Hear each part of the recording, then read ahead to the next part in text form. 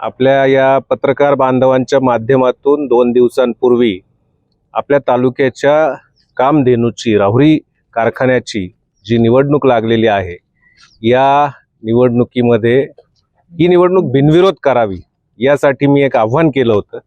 या आव्हानाला प्रतिसाद म्हणून आज जवळपास सर्वच नेते मंडळी आपल्या कारखाना कार्यस्थळावर उपस्थित झाली। त्यातले काही प्रमुख मंडळी आता नव्हती, परंतु काही कारणाने त्यांना बाहेर जावं लागलं, त्यामुळे ते आलेले नव्हते। त्यांच्या वतीने काही प्रतिनिधींनी जबाबदारी घेतलेली आहे। एक सकारात्मक चर्चा या ठिकाणी झालेली आहे आणि आपली कामधेनू जर जिल्ह्यातले चांगले चांगले कारखाने बिनविरोध होत आहेत, तर आपल्या तालुक्याची कामधेनू डॉक्टर बाबूराव बापूजी तनपुरे सहकारी साखर कारखाना हाही बिनविरोध व्हावा, या भूमिकेतून सर्व प्रमुख नेत्यांनी एक 4 तासात आपण यामध्ये सर्व प्रमुख अजूनही आपल्या वरिष्ठ नेत्यांची चर्चा करून यातून मार्ग काढू आणि बिनविरोध करू, अशी भूमिका घेतलेली आहे। आत्ता 1:30 वाजलाय।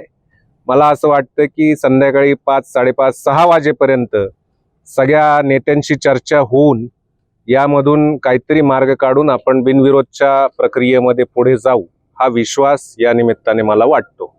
यासाठी काही कमिटी स्थापन केली का आपण?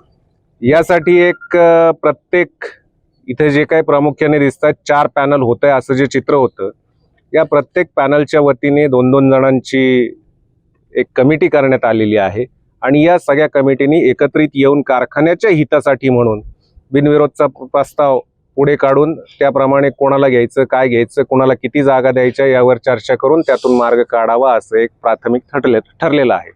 तनपुरे कारखाना कृती बचाव समिती पण या निवडणुकीत पॅनल केले, त्यांचे कोणी प्रतिनिधी या ठिकाणी दिसले?